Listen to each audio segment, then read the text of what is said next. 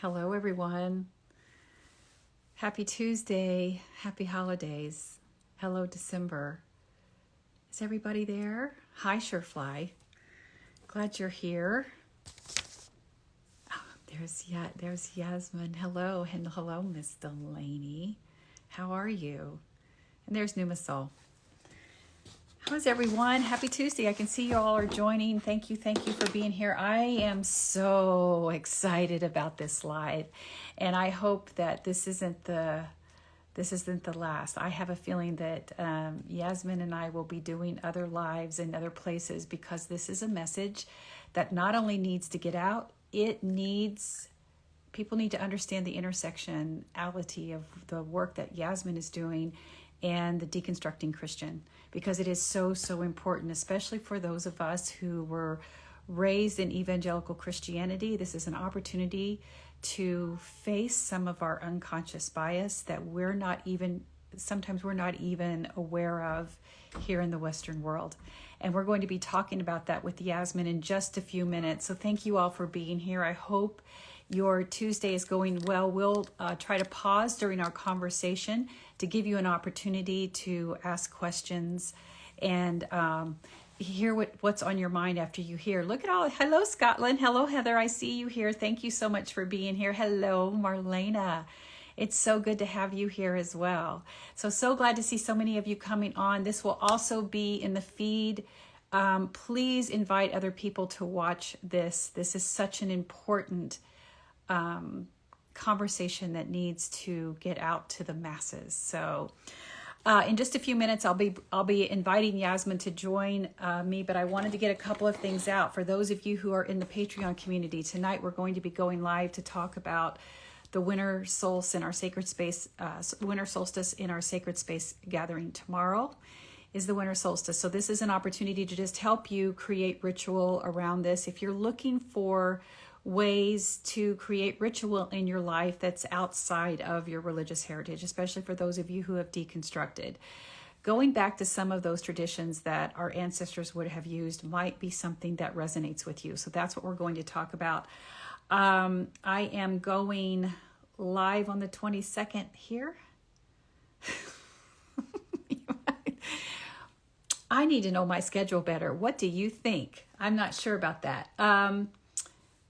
The book club is coming up. I'm so sorry. I should have asked these questions better. Anyway, we are going to be talking about what is the Bible on December 28th. We are going to be talking about that in the Patreon book club. Please join us in that. That is going to be so much fun. For people who were raised to believe that the Bible was inerrant, that it's God-inspired and ordained, that it's flawless and there are no mistakes, this is the book for you. This is the community for you to really understand what happened with the Bible and what its real history is. This is an important conversation. So yes, indeed, book club launching December 28th. Okay, that's all I'm going to bring in right now because I am so excited to bring Yasmine on because we're in different time zones, and I want to be respectful of her time as well for where she is. So, Yasmine, I think if I push this, oh, you're there. You're ready to go. Here you are. Did it work? Accept. I'll try it again. I'm hitting accept, and you're not there. There Hi. she is. Hi, Carla. Hi there. Hello, my dear. Hi. It's so good to see you again. It is such an honor to see you as well. And I want to be very respectful of your time. Thank you so much because I know where you are, that you're part of the world. It's later in the evening. So I want to just get right into this. I've got several tabs open up because one of the things that I noticed right before, as I was preparing for our talk, I got a CNN notification that the Taliban has suspended university education for women in Afghanistan, effective immediately. So I'm sure that really cuts to the core for the work that you do and your heritage and who you are. So I wanted to hold space for that and see if you wanted to talk, if you had any reflections on that or want to say anything about it. Yeah, it's just been one blow after another. So the Taliban did not, immediately restrict girls from going to school. They didn't immediately restrict girls and women from going to university. They did it step by step. And they waited to see the response of the international community. Was there a response? There wasn't.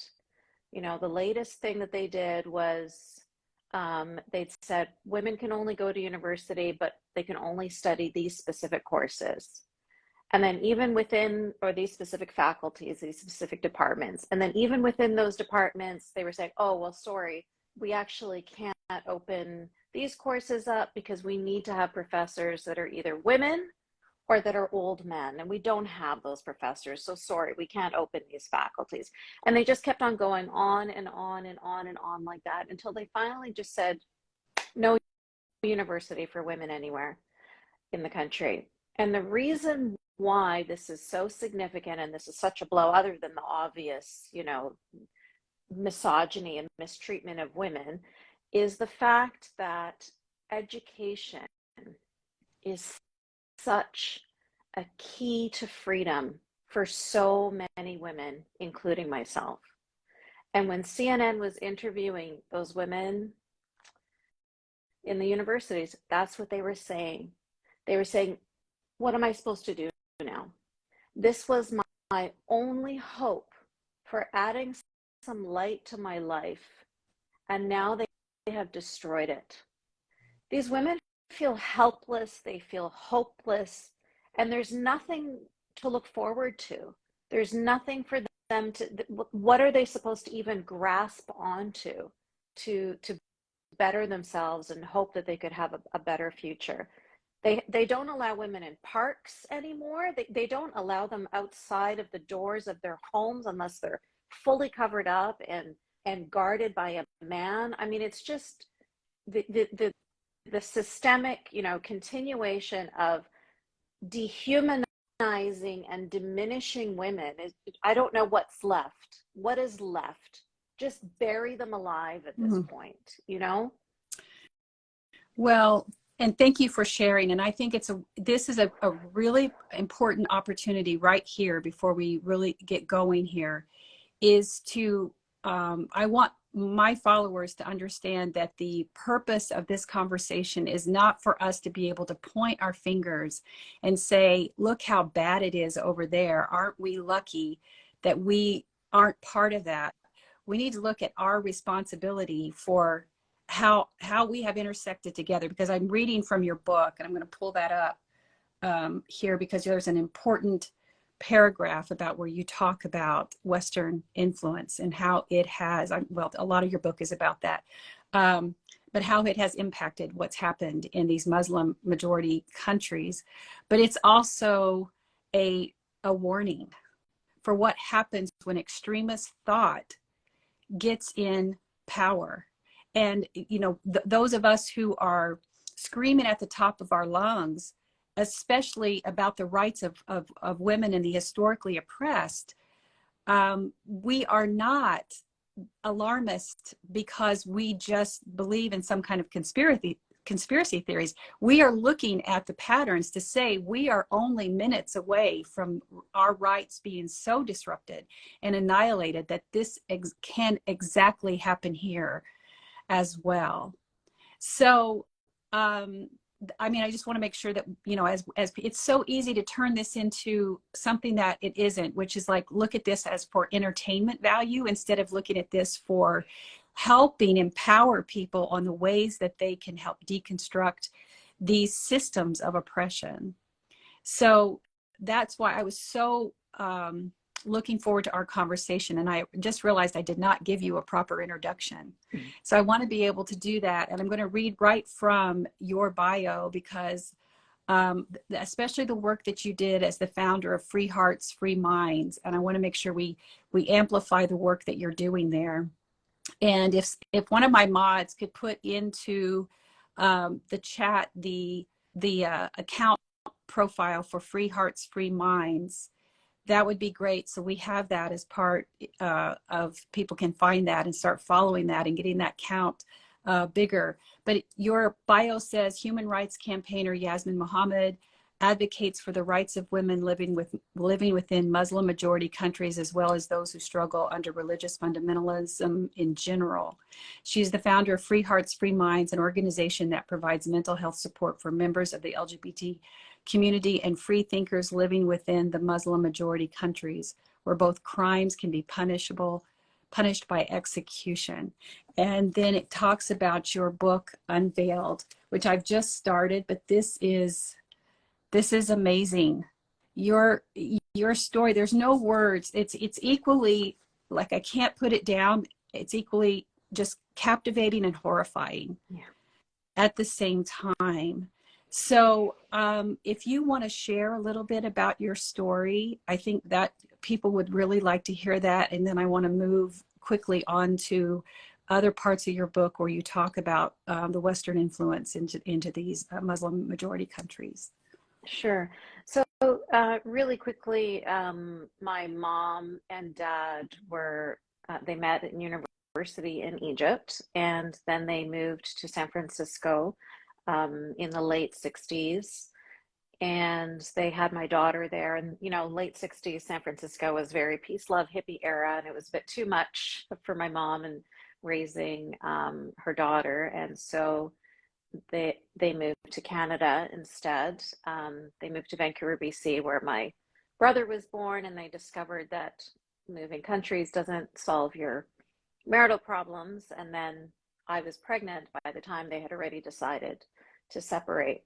So I was born to a mom who was very sad, very alone. Even though she grew up in a very secular Egypt and her family was not religious by any means, it was still the 60s, and the social, stigma of being divorced was still pretty heavy, especially in Egypt, much more so than it would have been in the States, even though it was in the States as well back then. So she was living in Canada alone with 3 kids, and she started looking for a support system. She started looking for a community, and she went to the local mosque, not because she's necessarily religious, but just because she thought, well, that's where I'll find other Arabs, possibly just community. And there she found a man who was a fundamentalist Muslim, and he was already married. He already had 3 kids, but he took my mom on as his second wife, and she became at that point what I call a born-again Muslim.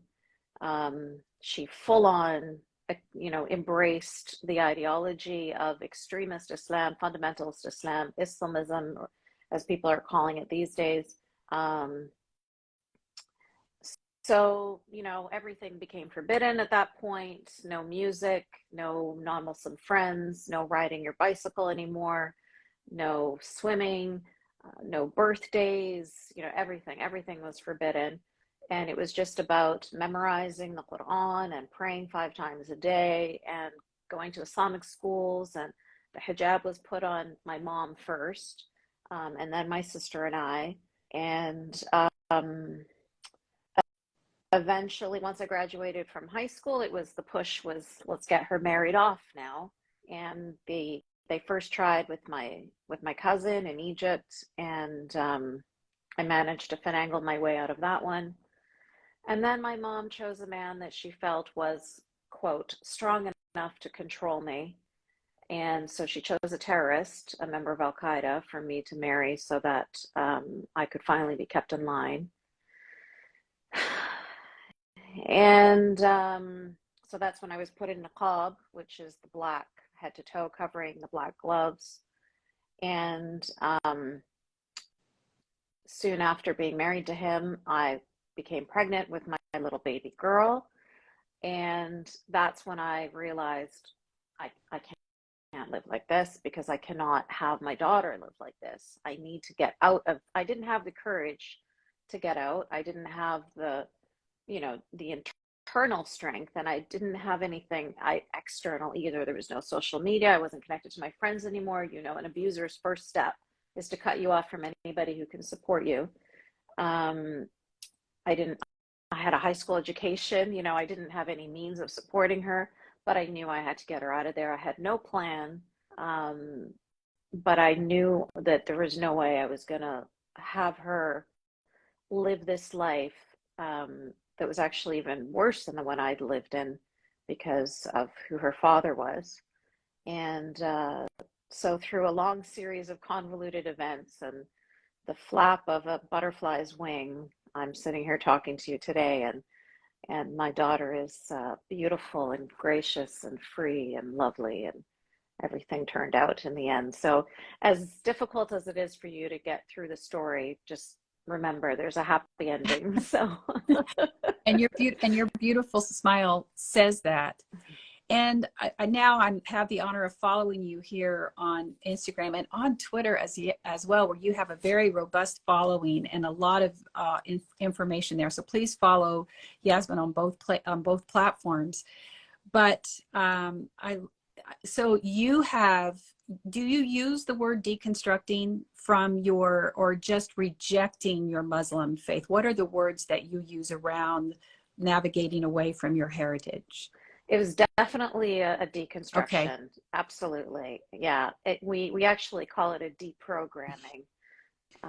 Yeah, yeah. So a lot of similarities in the work that you do, but um, extra elements, of course, because these are people that are, like you mentioned, living in countries where they could be executed for the crime of free thought. Yes. And so you deconstructed to atheism. Well, And yeah, no, agnostic, okay, basically. okay, Yeah, yeah, all yeah. right. Yeah, well, and I think what I wanted to bring up there is the fact that it it becomes less about what we believe and more about human rights. And Correct. so if our questioning our existence, divine creator, all of that stuff is almost an internal thing that we process personally. But if we want to give any universal label to spirituality, it's about really how we show up in the world. And the legacy we live is elevating the human condition and leaving the world a better place than we found it. I feel like that's almost like our highest beacon as humans. Mhm. And this is what I love as I work with or meet people like you, or back to recovering evangelicals, who are still holding on to their faith, which is like the Trinity, the Father, Son, and Holy Ghost, but yet rejecting the patriarchy, which is a very interesting experience. We don't talk about any of that. We talk about the threat to the United States and what's happening right now because of extremist thought. So that's why I think that is so important. I want to make sure that we talk about Free Hearts and Free Hearts, Free Minds, because that is such an important organization. And I think the last time you and our pre-talk, that kind of got pushed off to the side a minute because I have so many questions for you Mhm. about your book and some things that you wrote. But I just want to give you a minute to talk about you're the founder and how that got started and the courage. I can't imagine the work that goes in to help people who have to stay covert, who have to stay anonymous. So please share what you're doing with that organization. Yeah, so it all came about when I started writing my book, and I was actually sharing chapter by chapter in blogs on Tumblr, if you remember Tumblr back in the day. Yeah. And I was getting contacted by people all over the world, sharing their stories with me, calling me on Skype, and just expressing to me, how they felt about the chapter that they'd read and how they related to it, et cetera, et cetera. And it started to get really heavy. And a lot of these people were asking me for help, were asking me for support, were asking me to help them to find their inner strength so that they could have the tools to also find their freedom. And that's not something, I was in such a fragile state because I was writing my book. So I was ripping open these Mhm. wounds that I had pushed back for 15 years, going back into these memories of the last thing in the world I wanted to do is think of these things. But I have to go back there and think about how I felt and what was said. And I was already in such a fragile state. And so I realized at that point, I can't do this. I'm not qualified to do this. I need somebody professional to, I can't just say to all of these people like, sorry, I can't listen to your stories because they're re-traumatizing me, like I had to do something. I had to put them in safe hands. And so that's why Free Hearts, Free Minds just started up like on a weekend because I was so desperate. And I was very lucky to just have a network of people that I could rely on, people that I knew that were working with the ex-Muslim community already. And so I was able, I started a GoFundMe, I got donations coming in, and then I already had a list of people that were looking for support. And then it was just a matter of being the middleman, of taking the donations and paying the therapists, and then making sure that each one of these people had a safe place to land, and a professional that they could talk to.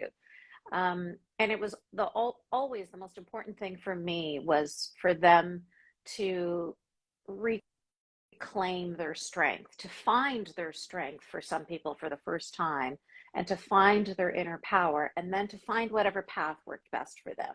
So we were never, we never. I'm a teacher. That's my background, and so it's all about teach people how to think, not what to think. And so it's always been about that. So we never tell people, you should denounce Islam, you should, be an activist for atheism or anything like that. It's always about what is best for you. What is the, where do you find your happiness? Where do you see, your own joy? And so that's, I'm so proud of my organization, to be honest. It's You been should quite a few be. years. Yeah, every single time. I mean, I just had a 2-hour meeting with one of my therapists this morning, and every single step that we take, we just keep on getting better and better and better. I was saying to Jessica that you met, I was saying to Jessica this morning, like, how can we even get better? We're so, like we just keep on improving, and I'm so proud of us. The amount of people that we have been able to support, the wonderful testimonials that we get back from them. They let us know, how their lives have improved, and they give us sort of updates on how things are going for them. And it's so rewarding. This can be such a dark place, trauma, religious trauma, like what we just talked about with Afghanistan, all of the issues in Iran, it's just never ending. The darkness is never ending. So it's really nice to be able to feel like you're doing something constructive, you're doing something positive, in helping people to reclaim their lives. And like you said, it is quite complicated because of the fact that we can't change their environments for them, and we can't save every person by pulling them out of that environment. I disagree with that anyway, because I think that it's not about being a savior. It's about, every person recognizing that they are their own savior. Mm. And so, what we have to do is we help people, we empower people to be able to live in such a toxic environment, to live their best life possible in that situation, and to build, steps to safety and steps to happiness. So, yeah. So, and yes, you should be proud. What you're doing. I'm sorry about the sun coming, slicing right through my face, Oh, fine. but you absolutely should be proud. And what I'm having trouble grasping as I hear your story and what your organization is doing is the fact that the work that we do on this side of the world is, we can be very vocal about it. So people who are deconstructing are going public and telling their stories, and we're finding community, especially in the social media platforms. That is not an option for you or the people that you serve. And I'm wondering what that experience is like, because for us, the connection, the human connection, and that validation that we have on these social platforms is such a part of our healing journey. Yeah. That speaks to the demand of your organization to even take it a little deeper for these people who can't come out and say, I am no longer Muslim. Can you speak to that a little bit? Yes, How do that's exactly why we now have group sessions. Because the thing that's missing more than anything is community. Because you can't even, husbands and wives, one will have left Islam and the other is still a Muslim. You can't even share with the person that you love. You can't share with your mother, you can't share with your neighbor, you can't share with your coworker, you can't share with anybody who you truly are and what you truly believe, because you'd be putting your life in danger. And so it was so vital to have people that you grow with, that you go on this journey with, and they're people that you end up trusting and loving and becoming so close with, and then that's your community. And then we have the greater community of all of our ex Free Hearts Free Minds clients, where we are all connected online. And so it's truly a circle of trust, because they mm, know that everybody there has gone through the same journey as them. And so it's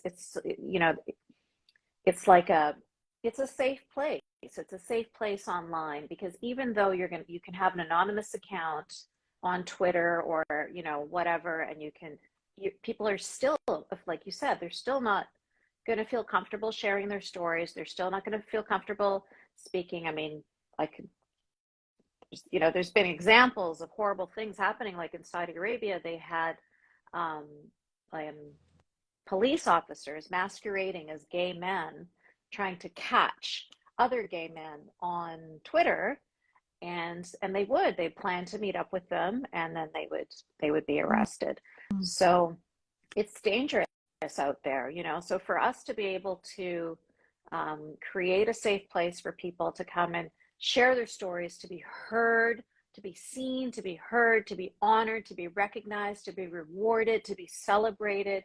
I mean, that kind of validation, even for me, though I've left Islam close to 20 years ago, that's still so validating for me. Like, I have my group of ex-Muslim women, where we chat, and we call it our support group. And still, after all these years, we don't recognize how we've got all of these, just latent traumas sitting in our bodies, in our brains, that we didn't even know were there until we come up against it, and we're like, oh my gosh, Yeah. now I have to deal with Yep. this. Yeah. It's like you're constantly passing through those portals where a new trigger arrives and you're like, I thought I had dealt with that.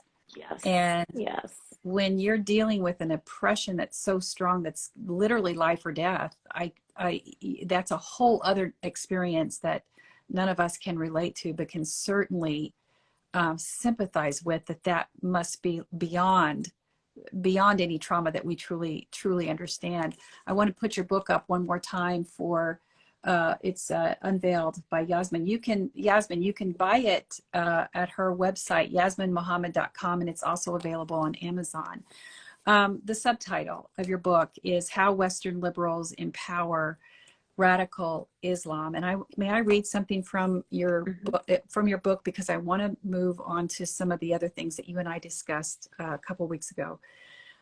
You wrote, many feminists in the Western world are afraid that by supporting their fellow sisters, someone might misconstrue that as ethnocentrism or racism.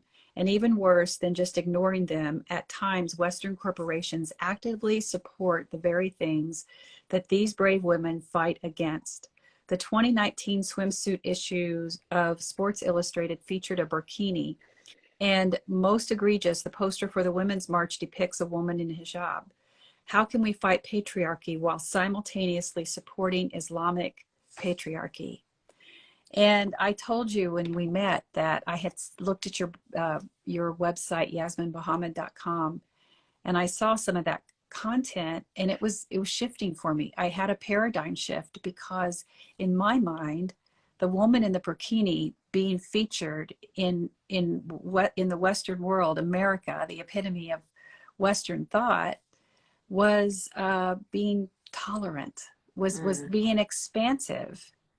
And so I just want you to take it from here, because this book is filled with all kinds of this nuggets of wisdom that I think has led to almost, it's more than it's different than unconscious bias. It's a apathy, and also like almost patting ourselves for our back when it's actually doing more harm than good. So could you talk about that?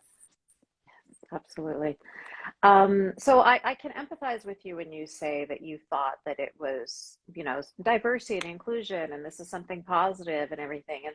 And that I think was, in 2019, I think people just more so than now, because of the Iranian women and how clear they have made it to the world, how much they hate the hijab, burning it in the streets, being shot for the fact that they're burning it in the streets, but still continuing to burn them in the streets. Women are walking around Iran without hijabs on so much now that the morality police can't keep up. And the superhuman bravery and strength of these women to try and get that message out to the world, how much they hate being wrapped up in this body bag as they are still breathing. I think people are finally starting to get it, you know. But in 2019, when I saw that burkini, like, you have to appreciate that I already knew that backstory. I already knew women who have been killed over the hijab. I already knew that there were women imprisoned over the hijab. I already knew that my mom threatened to kill me over the hijab. I was still her daughter. I'm the same person. I just don't have a cloth on my head. But that meant that I deserved to die. So I understood already how toxic this tool of misogyny was, how damaging it is, how many women it has hurt, and how many women it continues to hurt. So when I saw it on the cover of Sports Illustrated, when I see it on the cover of Vogue, when I see it on the cover of, books and newspapers and apps and advertisements and media, when I see it splashed on every flat surface, that is such a betrayal. You're betraying feminism, you're betraying liberalism, and let me just talk a little bit about this betrayal, some more, to talk about women from Algeria who were refugees from Algeria during a time when women were being killed if they weren't wearing hijab. They came as refugees to Canada. Think of women from Afghanistan coming as refugees to Canada. Think of women from Iran who had been imprisoned over the hijab, raped over the hijab, coming as refugees to Canada.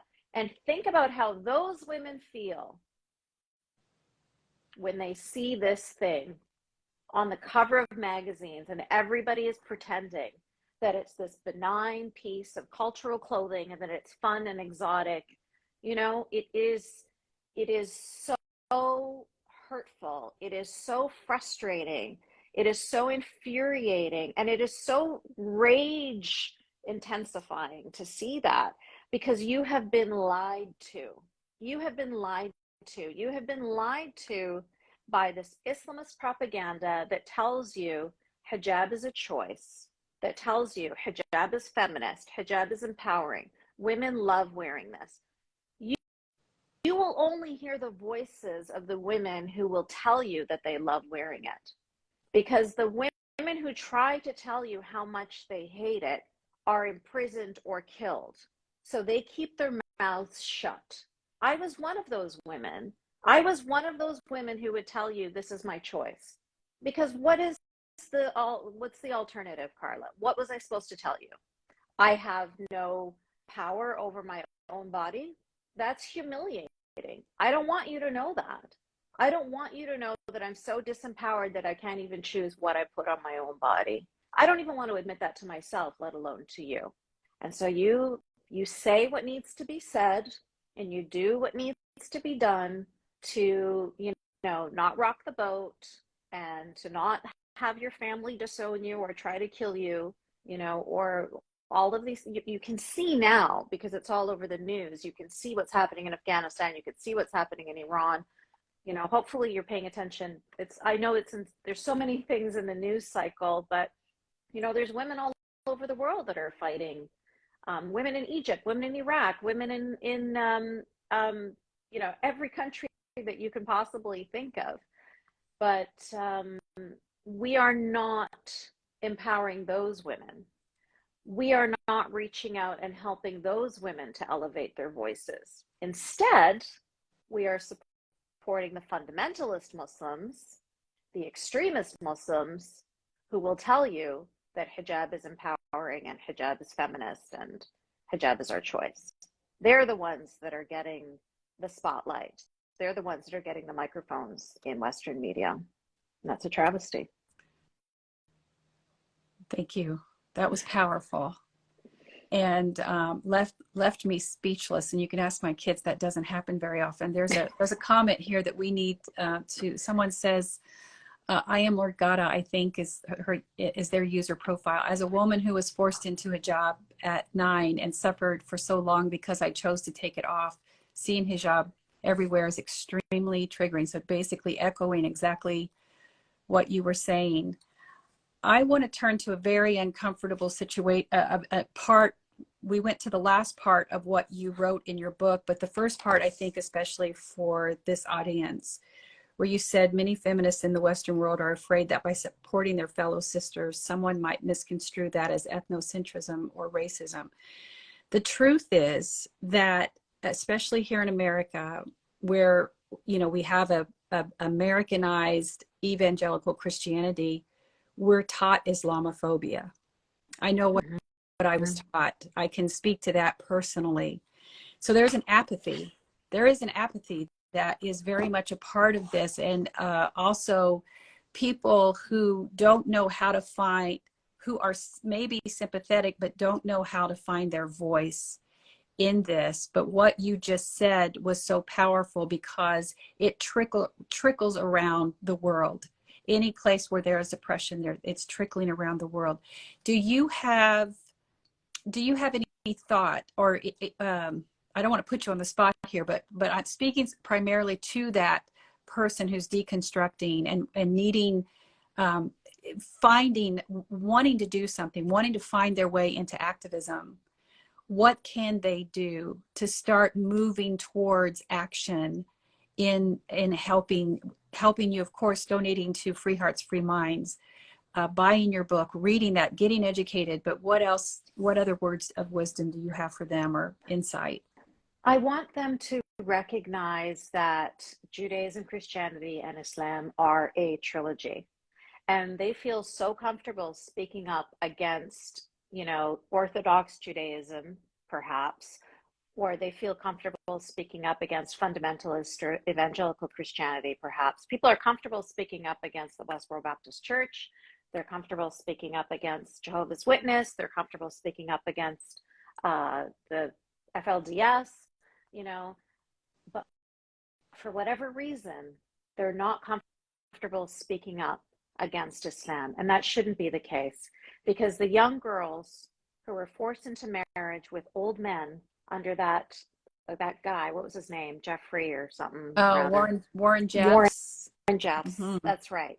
They are no different than all of these young girls all around the world every second, who are being, as young girls, being forced into marriages all around the Muslim majority world, right? I saw that as a statistic as well, that you said every 1 or 2 seconds, a young woman under the age of 18 is being forced into marriage. That's right. That's right. I did. Right. Yeah. And if you ask those little girls, they may not tell you that they're being forced into marriage, just like the little girls, when the FBI pulled them out of the FLDS, you know, compound, those little girls said, well, I love my husband. You know, they're 10, 12, 11-year-old girls thinking that this is their husband and that they're in love with him because they were indoctrinated from birth into this cult. We cannot just, you know, we have to understand, like you were saying very early on in this conversation, it's about human rights. And that's the line in the sand right there, right? So we have to understand that whether these girls are coming, or they're from Muslim families, they're from Christian families, we will recognize this is a dangerous situation for girls. This is something we need to speak up against. When you see girls covered in body bags in Afghanistan, think of your own daughter. Think of your own sister, think of your mother, think of your aunt, think of any woman that you love, think of your wife. Think of how she would feel covered in that body bag. Forget the fact that it's like 40 plus degrees Celsius in the heat over there, you know? Just imagine here, wherever you are in Ohio, imagine if every woman in your life was forced to dress like that. Imagine, would she like it? Do you think she would like it? Really? Do you think that there's any human woman that would like it? We get treated like we're some subspecies of woman. We get treated like we're some alien species, that we would somehow like this, that we would somehow be okay with being forced into marriages, with female genital mutilation, with being forced to put these hijabs on our heads, with being forced to accept that our husbands can beat us, with being forced to accept that our husbands can rape us. They think that we're okay with it. We're not okay with it. The fact that I'm speaking to you today, even in a free country, a free woman, the reason why I can speak to you today, it was difficult. It was really difficult, Karla. I was anonymous for a long time before I finally came out and let my voice out, because I felt compelled. I felt ashamed, to be honest. I felt like all these women that are sending me messages from Pakistan and Sudan and Somalia, and here I am in Canada, and I can't even show my face and express myself publicly. I have to be this voice for the voiceless. It's my responsibility, you know, and we can't hear their voices. The women of Iran have finally broken the dam. They have finally broken the barrier. They have gotten their voices out after 42 years of tyranny under the Islamic regime. Hear their voices. Hear what they're saying to you. Listen to them, you know, and recognize, like you said before too, you know, recognize that this could be your future as well if you do not pay attention to not just the extremists in Christianity, but the extremists in Islam as well, because they're also in your country, they're also in your government, and they also have the exact same plans and the exact same hopes and the exact same goals. You know, so we have to be vigilant. We can't just say we're going to pay attention to this danger, but we're going to ignore this danger because it's none of our business or it doesn't matter to us. No, it will matter to you. You know, and if I can just give a small example of in Dearborn, Michigan right now, when they try to have a book in the library about these two little male penguins who adopted another motherless penguin, and the uproar that happened with Muslim families that were saying being gay is not okay, and we do not want this book in our libraries. That's what happens when you turn a blind eye and you say we're only going to pay attention to the fundamentalist Christians. Now they're silenced. Fundamentalist Christians wouldn't be so blatantly homophobic because they've been shut down so many times. However, fundamentalist Muslims feel empowered because if anybody tries to say anything to them, they'll just call them Islamophobic, and therefore they'll silence them. And so they just keep going. And so that's why that word Islamophobia works like a charm. It works just as well as stabbing Salman Rushdie. It works just as well as killing the Charlie Hebdo cartoonists. It works just as well as the bomb in the Ariana Grande concert. It is another way of stifling criticism. It's another way of getting you to think twice before you criticize Islam. It's a way of getting you to bite your tongue and say, oh, I'm not going to say anything about that religion because they're going to call me Islamophobic, they're going to call me racist, they're going to call me bigoted, so I'm just going to keep quiet. And when you keep quiet, you are laying out the red carpet. So long story short, the answer to your question is be honest. Speak out. Speak out against atrocities that you see all around the world happening to human beings. Whether those human beings come from whatever geographical location, whatever ethnicity, whatever religion, it doesn't matter. When you hear that there are 15 countries that are executing people for being gay, speak out against that. Speak out against it. Don't just, you know, speak out against the bakery that wouldn't bake a cake for the gay couple, right? You know, we have to, I understand that there's so much going on and there's so many things that people need to speak out against all the time, and it can feel really you know, just demoralizing because there's so many things going on all the time. But we have to realize that this is a spectrum, and some things are worse than others. And you know, we can't just pick and choose the things that are, you know, easy. The things that are difficult need to be addressed as well. That is such a good point, and thank you for that. And just that the fact that right now in the world 15 countries execute humans just for being gay is abhorrent. It's beyond, I think for some people it's beyond comprehension that this is the reality that humans are facing around the world. Is there, when it comes to your subtitle now, this the two conversations that we just had, which are like book ending, what the things we here in America need to hear over and over again, to hear your message. What else is there, anything else about how Western liberals are empowering radical Islam? One thing that came to me when you were speaking was the fact that this whole fear-based theology feeds into this as well. Like there's like a whole other level of deconstructing that needs to happen for America, related to the fact that you, Yasmine, are not radicalized. I'm not even sure, you know, like, do you see what I mean? Like, not everyone, there's there's a profiling, I think, that happens. So better to be silent than to support the wrong person. And I'm going back into my mind when I was an evangelical Christian, thinking about some of the things that we were told always, oh, be careful, you know, be careful who you associate with. You don't know who you're supporting by just not staying within your cohort of believers. So I'm kind of battling with my emotions and my own thoughts and my own indoctrination here right now. But what else would you like to say to us about this, what we need to know here in America? Yeah. I think it really just comes down to the human rights. Like when we said that before, really that's just what it needs to come down to.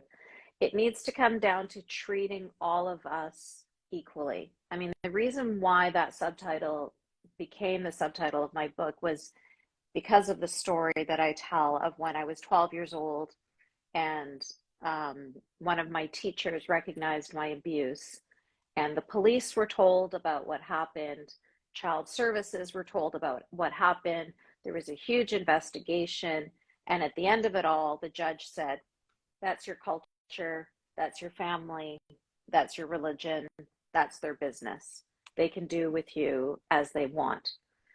That is the most disgusting, inhumane, purely racist, bigoted. I mean, if you want to talk about bigotry, I don't understand what could be more bigoted than telling a young girl, because of your skin color and because of where your family comes from, I'm just going to have to leave you to be abused. You know, like, had you been, no, you have no voice, you have no rights. That's right. Had you been a Canadian girl with blonde hair and blue eyes sitting in front of me from a family from Denmark or something, then I would protect you. But you happen to be from the wrong ethnicity, the wrong culture, the wrong religion. So I'm just going to leave you to rot. So that is how Western liberals empower radical Islam, as well as all of the hijab things that we talked about too, like, you know, just ignorance about the religion, ignorance about how many people are being hurt. Let's not forget that Islam is the second largest religion on the planet, the second largest religion on the planet. So we like to pretend that it's a minority group. We like to pretend that it's not a danger. It's a global threat. And most people living in these Muslim majority countries would love nothing more than to live under a secular nation. But unfortunately, those religious laws are in the laws of so many countries. And it restricts, obviously, women, it restricts, obviously, anybody who's part of the LGBT community, but it restricts everybody.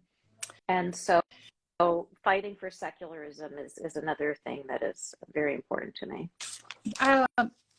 the last time we spoke, you were getting ready to go into a conversation with someone who was an expert on cults. And I think this is also another conversation that can be very uncomfortable with people who are trying to navigate what community likes inside religion, and how many of them, maybe you can't, they don't fit all the criteria for a cult, but they certainly act in cult-like behavior. And I think that's important for those of us who are deconstructing Christianity to hear, because again, it's so easy to point and say, oh, look how bad they have it. At least I didn't have that. When in fact, those those kinds of religious indoctrinations happened right there in the church pews as well. Can you share a little bit about that, what you've learned about cult-like behavior and how that influences organized religion and religious thought? Yeah, so it was Dr. Stephen Hassan that he came, and we had two conversations. He came on my podcast, then I went on his. And I've read his book, and I've just seen him on so many documentaries, and he's written like 4 different books. And what he was pulled into a cult when he was about 19 years old, and he was in it for a few years before his family was able to pull him out of it. If it wasn't for the fact that he had a car accident and he had a broken leg, so he couldn't escape, as they tried to show him that the cult he was in was very damaging. And so that's his experience. So he really gets it, not just as, a clinician. He has a PhD in human psychology, but it's not just about that. He's got his own experiences as well. He really understands it.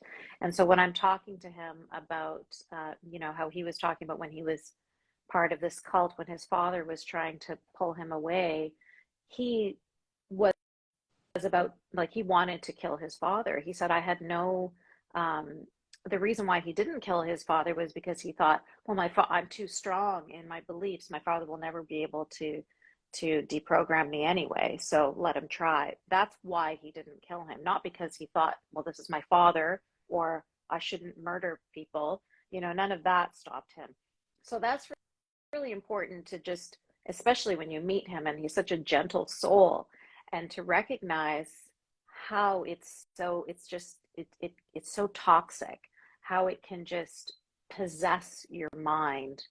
And, he was 19 when he was pulled into this cult. So at least he had something where he could go back to remembering what it was like to have a healthy mind and to be raised in a healthy home. But for people like me and millions of others, we are born and raised into this ideology from our birth. We never had a chance. We never had an opportunity for critical thinking, for questioning, for analyzing, for decision making. We were always in this. And so, it's very validating and helpful, because you have a lot of anger when you finally realize, it's kind of, I say it's like the Truman Show. Well, that's the way it was for me. When he hits the wall and you realize everything is a lie. I have been lied to. I wasted my life on a lie. I covered myself head to toe in black. I walked around in a portable sensory deprivation chamber for a lie. So you do have a lot of anger over that, and anger at yourself. Like, how could I have been so stupid? How could I have accepted these ridiculous stories that they were telling me? So when he explains sort of how it works on the brain, and how all of our brains are the same, and so it's the same key, whether it's Jim Jones getting people to drink the Kool-Aid, or whether it's Muhammad, or whether it's L. Ron Hubbard, they're all following the exact same playbook. And it's not only religious things too. You can see that in secular things as well, right? You see it right in so his Trump. his book, his latest book, is called The Cult of Trump. Oh my. Yeah. We need to look at that. Yeah. So you see that all across the board. Yes, politics, of course, you see it in politics. You see it in so many ways. But once you see it, you can't unsee it. And that's what's really powerful about this, is you realize how fragile we are and how easy it is to manipulate us and how easy it is to control us.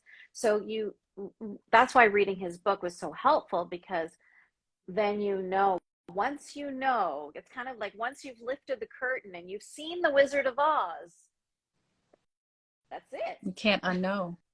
You can't unknow, So once you realize, the gears, once you see them, then you don't get pulled into it again. So it does feel really empowering. But yeah, he's really great. And one of the most powerful things that he talked about for me was when he talked about how if the brain is inundated with nonsensical, illogical things over and over and over again, it shuts down.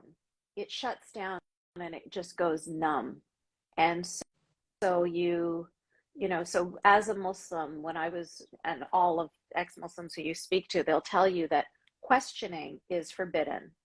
So I know that you probably have something similar where you have to have blind faith. So if you question, there's something wrong with you. It's the devil whispering in your ear. Mm-hmm. And so you're forced to shut down all of your critical thinking, because every time you try to ask a question about something, you hit a brick wall, brick wall, brick wall. So eventually you just stop asking questions and you just accept your fate. And then it's almost like you're just allowing yourself to drown at that point, because what's the point? What's the point of fighting?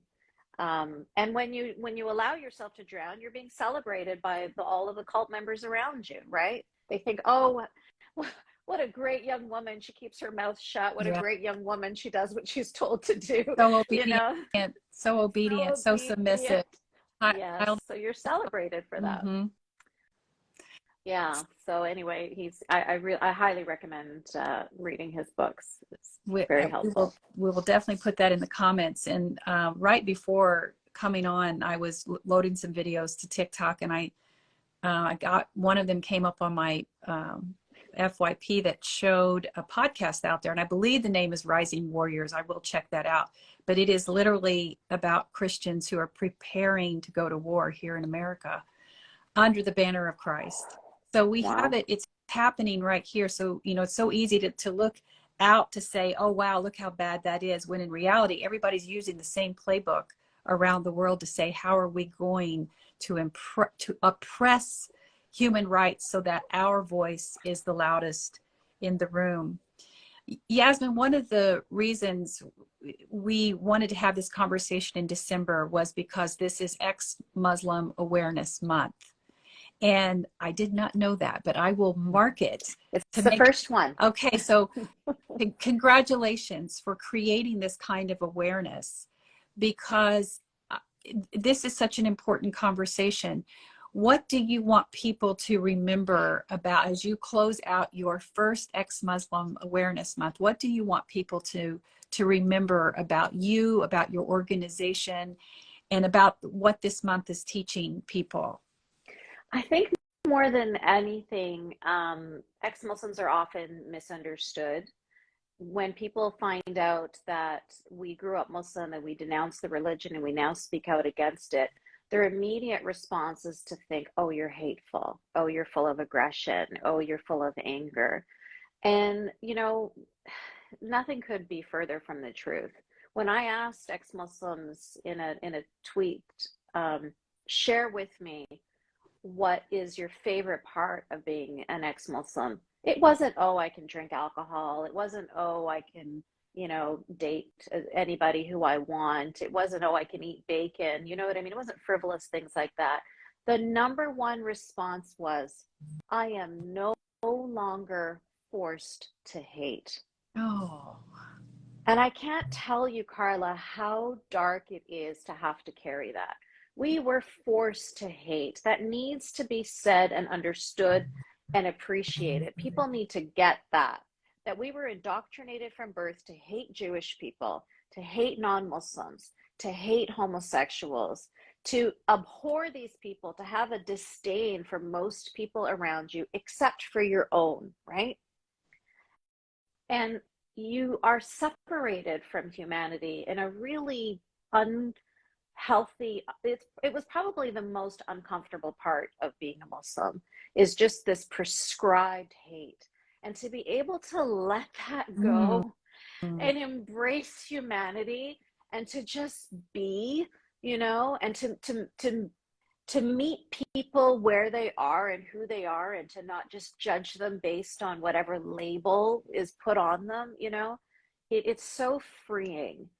And so I just want people to know that about ex-Muslims. These are people who have fought tooth and nail. Most of them have been denounced by their families, if not running for their lives from their families or from their communities.